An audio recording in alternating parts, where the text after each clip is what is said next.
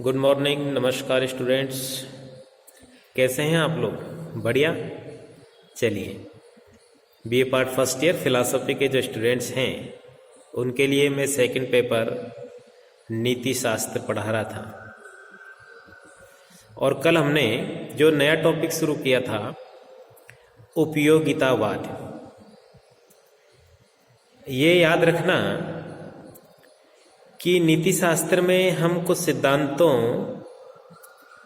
कुछ पद्धतियों की स्थापना करते हैं जिनके माध्यम से मनुष्य के कर्मों का निष्पक्ष मूल्यांकन किया जा सके। और इसी नाते उपयोगितावाद एक सिद्धांत है।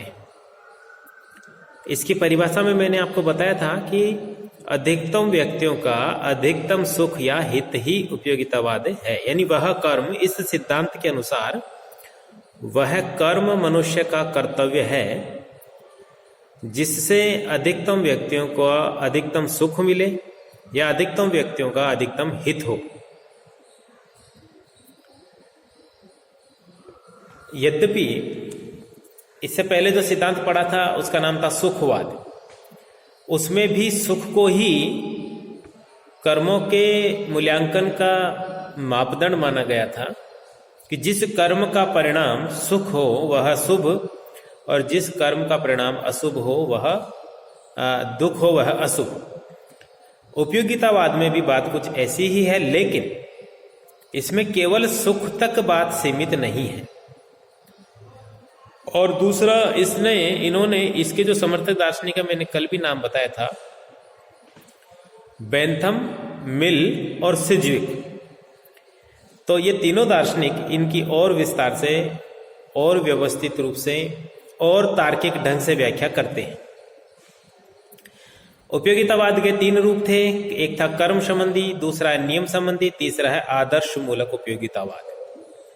कल कर्म संबंधी उपयोगितावाद पे हमने बात कर ली थी, जिसमें हमने ये समझाने का प्रयास किया था कि यहाँ किसी विशेष परिस्थिति में उपलब्ध सभी कर्मों में से वह कर्म हमारा कर्तव्य है जिससे अधिकतम सुख या हित हो, सुख की प्राप्ति हो या अधिकतम हित हो, परंतु अधिकतम व्यक्तियों का, एक व्यक्ति तक केंद्रित नहीं है। क्योंकि सुखवाद का जो स्वार्थ मूलक सिद्धांत था वो एक व्यक्ति तक केंद्रित है, लेकिन उनका जो सर्वार्थ मूलक सिद्धांत है जिसमें अधिकतम व्यक्तियों के सुख की बात की जाती है। दूसरा है नियम संबंधी उपयोगितावाद। तो जो कर्म संबंधी उपयोगितावाद कल हमने देखा था उसमें एक समस्या थी, और समस्या ये थी कि कर्म संबंधी उपयोगितावाद का पालन करने पर हम अतीत के अनुभव का कोई लाभ नहीं ले सकते कि वही जो कर्म आज हम कर रहे हैं, यदि वही कर्म अतीत में किया गया तो उसका क्या रिजल्ट था। क्योंकि हर कर्म प्रत्येक परिस्थिति में भिन्न रिजल्ट देता है। तो हो सकता है आज जो कर्म अधिकतम व्यक्तियों के लिए सुखदायक है वो अतीत में नहीं रहा हो और भविष्य में भी नहीं रहे। दूसरा, कोई नियम वहां उपयोगी नहीं था। कर्म नियमानुसार है या नहीं है इसका कोई अर्थ नहीं था। वहां पर कर्म का परिणाम सुखद होना चाहिए, ये ज्यादा इंपॉर्टेंट था। तो कुछ और समस्याएं भी थी, मैंने कल बात की थी। तो उस समस्याओं से बचने के लिए हमने नियम संबंधी उपयोगितावाद को लिया। बहुत सरल है, बहुत संक्षेप में है, और मैंने बात की थी कि शॉर्ट क्वेश्चन के रूप में बहुत सारे प्रश्न आप लोगों से पूछे जा सकते हैं। तो उसमें भी आपसे ये भी पूछा जा सकता है नियम संबंधी उपयोगितावाद को स्पष्ट करें, संक्षेप में समझाएं या परिभाषित करें। तो प्रथम बात कि यह नियम की अधिकतम उपयोगिता को महत्व देता है। अर्थात इस सिद्धांत के अनुसार किसी सामान्य नियम जिसकी निश्चित रूप से अधिकतम उपयोगिता है का पालन करने के लिए किसी विशेष परिस्थिति में कोई ऐसा कर्म भी कर सकते हैं जिसकी उस विशेष परिस्थिति में उपयोगिता नहीं है। यानी याद रखिएगा, कर्म संबंधी उपयोगितावाद और नियम संबंधी उपयोगितावाद में जो मूल भेद है वो यही है। यहां हम नियमानुसार काम करने पर जोर दे रहे हैं कि वह नियम जिस नियम की अधिकतम उपयोगिता है। तो ऐसी स्थिति में यह भी हो सकता है कि एक नियमानुसार किया जाने वाला कोई कर्म ऐसा हो सकता है जिसकी आज किसी विशेष परिस्थिति में कोई उपयोगिता नहीं हो, लेकिन कालांतर में उसकी बहुत अधिक उपयोगिता हो।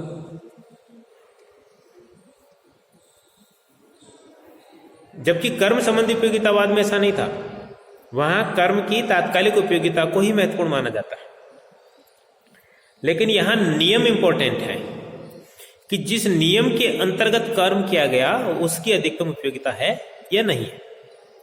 तो इस सिद्धांत के अनुसार प्रत्येक कर्म की अधिकतम उपयोगिता के आधार पर नए सिरे से फिर मूल्यांकन करने की आवश्यकता नहीं है, क्योंकि एक बार नियम बन गया तो फिर उस नियम के अनुसार किया जाने वाला कर्म शुभ ही होगा, क्योंकि नियम जो बनते हैं वो समाज हित और मनुष्य के हित के लिए ही बनते हैं।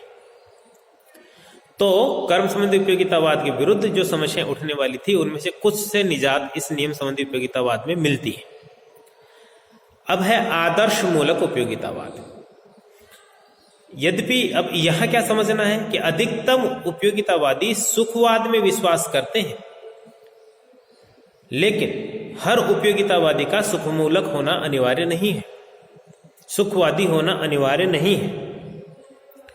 तो आदर्श मूलक उपयोगितावाद में हम उन दार्शनिकों की बात करेंगे जो सुख के अतिरिक्त भी कुछ चीजों को मानव जीवन का लक्ष्य मानता है। इस सिद्धांत के यानी आदर्श मूलक जो उपयोगितावाद है, इस सिद्धांत के जो प्रमुख समर्थक है वो है हेस्टिंग्स रेस्डल।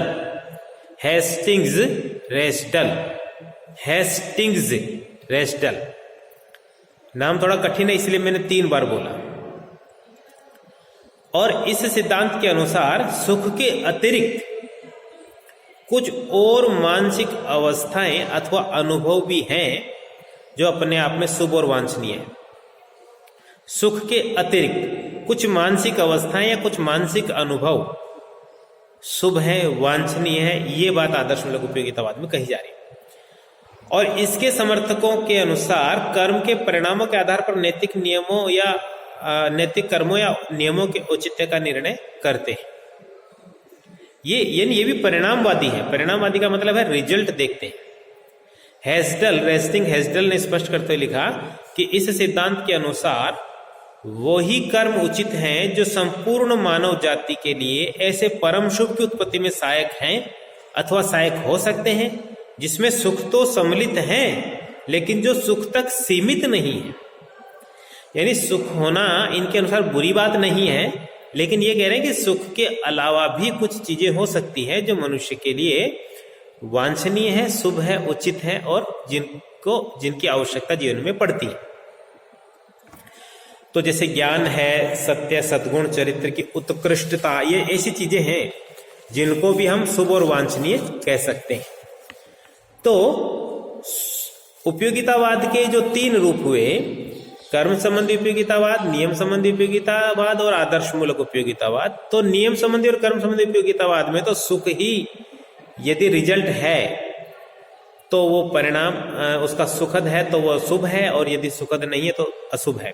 लेकिन आदर्श मूलक उपयोगितावादियों ने उपयोगितावाद की सीमा का विस्तार करते हुए और ये स्पष्ट करने का प्रयास किया कि सुख के अतिरिक्त भी कुछ चीजें मनुष्य के लिए उपयोगी हो सकती हैं, वांछनीय हो सकती है, जिसमें सत्य, ज्ञान, सद्गुण, चरित्र की उत्कृष्टता, आध्यात्मिक प्रवृत्ति आदि बहुत कुछ शामिल है।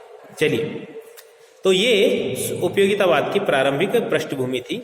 अब हम 3 जो सबसे प्रमुख समर्थक हैं उपयोगितावाद के, जर्मी बेंथम, जॉन स्टुअर्ट मिल और हेनरी सिज्विक, उन तीनों में सबसे पहले हम जर्मी बेंथम का जिक्र करेंगे। ओके, तैयार हैं आप लोग? जरा ध्यान से, है ना? चलिए, तो जर्मी बेंथम ये उपयोगितावाद के प्रमुख समर्थक हैं और मूलतः जर्मी बेंथम एक समाज सुधारक थे और कानूनों को जनहित का साधन मानते थे। कानून अथवा नियम उनके अनुसार सामाजिक उपयोगिता के आधार पर ही उचित होते हैं। यानी कोई भी नियम, कोई भी कानून क्यों माना जाता है, बनाया जाता है?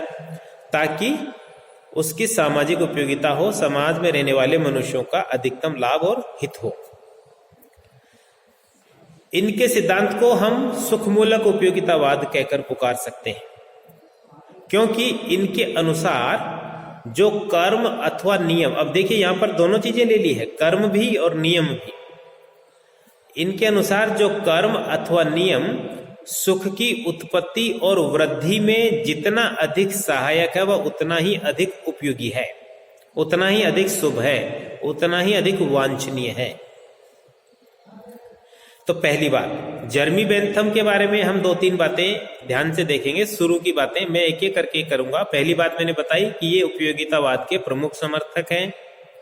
नंबर 2 पे मैंने बताया कि जर्मी बेंथम एक समाज सुधारक थे और वो कानूनों को या सामाजिक नियमों को जनहित का साधन मानते थे। उनका औचित्य सामाजिक उपयोगिता के आधार पर ही निर्धारित होता है, ऐसा इन्होंने कहा। और तीसरी बात, इनके उपयोगितावादी सिद्धांत को सुखमूलक उपयोगितावाद कहा जाता है, क्योंकि इनके अनुसार कोई भी कर्म अथवा नियम यदि सुख की उत्पत्ति और वृद्धि में सहायक है तो ही शुभ है। तो नियम हो चाहे कर्म हो, दोनों मनुष्य के हित और सुख के लिए होने चाहिए। इसलिए सुख पर ये भी जोर दे रहे हैं, तो इनके उपयोगितावाद के साथ हमने एक शब्द जोड़ दिया, सुखमूलक उपयोगितावाद। चौथी बात कि बेंथम का ये जो उपयोगितावाद है, जिसको हमने सुखमूलक उपयोगितावाद का नाम दिया, ये मनोवैज्ञानिक सुखवाद पर आधारित है। अब याद करो, जब सुखवाद पढ़ा था तब हमने नैतिक सुखवाद और मनोवैज्ञानिक सुखवाद इस तरह से 2 बातें पढ़ी थी। तो नैतिक सुखवाद में तो हम कर्तव्य की बात करते हैं कि मनुष्य को क्या करना चाहिए, क्या कर रहा है, इससे वहां कोई मतलब नहीं था। क्या करना चाहिए, क्या कौन सा कर्म मनुष्य का कर्तव्य है, तो वहां कहा था जो जिस कर्म से सुख की उत्पत्ति हो वह कर्म हमारा कर्तव्य और वह करना चाहिए, ऐसा हमने वहां पढ़ा। लेकिन मनोवैज्ञानिक सुखवाद में हमने मानव स्वभाव का वर्णन किया था और यह कहा था कि मनुष्य सदैव सुख की इच्छा से प्रेरित होकर ही कर्म करता है। तो मनोवैज्ञानिक सुखवाद मनुष्य के स्वभाव का तथ्यात्मक वर्णन करता है। इसका संबंध क्या होना चाहिए से नहीं है, इसका संबंध है क्या है। तो बेंथम का जो उपयोगितावाद हम पढ़ेंगे वह भी मनोवैज्ञानिक सुखवाद पर ही आधारित है। अर्थात बेंथम कहते हैं कि प्रत्येक व्यक्ति के सभी कर्म अपने लिए अधिकतम सुख प्राप्त करने तथा दुख से बचने की इच्छा से ही प्रेरित होते हैं। क्या कहते हैं बेंथम कि मनुष्य का जो भी कर्म है, अर्थात मनुष्य का स्वभाव ही ऐसा है कि उसके सभी कर्म अपने लिए अधिकतम सुख प्राप्त करने और दुख से बचने की इच्छा से ही प्रेरित होते हैं। यानी मनुष्य ऑटोमेटिक केवल और केवल सुख की भावना से प्रेरित होकर ही कर्म करता है। अब जब हम उपयोगितावाद की बात करेंगे कि मनुष्य अपने, तो हम उसके लिए कर्तव्य का निर्धारण करते कहेंगे, इसलिए उसको वो कर्म करना चाहिए जो केवल उसके सुख की नहीं, अधिकतम मनुष्य के अधिकतम सुख की उत्पत्ति में सहायक हो। यहां आकर उसको हम उपयोगितावाद बना देते हैं। बेंथम स्पष्ट रूप से स्वीकार करते हैं कि प्रकृति ने मनुष्य को सुख और दुख इन 2 के शासन में रखा है, कि इस प्रकृति में मनुष्य के लिए या तो सुख है या दुख है, और मनुष्य इन दोनों में से सदैव सुख प्राप्ति के प्रयोजन से ही कर्म करता है। यानी इन दोनों विकल्पों में से मनुष्य कौन सा विकल्प चुनेगा? सुख, कि जिस कर्म से सुख की प्राप्ति होती है वही मनुष्य करेगा। यानी मनुष्य को पूर्णतः स्वार्थी मानते हुए बेंथम कहते हैं कि वह सदैव केवल अपने हित की कामना करता है, दूसरों के हित के लिए तब तक वह त्याग नहीं करता जब तक ऐसा करने से स्वयं उसको कोई लाभ न हो। इस प्रकार हम कह सकते हैं कि बेंथम मनोवैज्ञानिक स्वार्थवाद का भी समर्थन करते हैं, क्योंकि हमने यहां सुख के अतिरिक्त हित शब्द जोड़ा है कि वह सदैव केवल अपने हित की कामना से काम करता है, कर्म करता है, दूसरों के हित के लिए तब तक काम नहीं करता या कोई त्याग नहीं करता जब तक उसमें स्वयं उसका कोई हित निहित ना हो। ठीक है ना? तो जर्मी बेंथम का उपयोगितावाद मनोवैज्ञानिक सुखवाद पर भी आधारित है, उनका उपयोगितावाद मनोवैज्ञानिक स्वार्थवाद का पर भी आधारित है। ठीक है, चलिए जर्मी बेंथम पे बात कर रहे थे। आज हमने पढ़ा नियम संबंधी उपयोगितावाद, आदर्शमूलक उपयोगितावाद और जर्मी बेंथम के उपयोगितावाद का परिचय और प्रमुख बातें। मैं इस बात को कल आगे बढ़ाऊंगा। तब तक जय हिंद, जय भारत।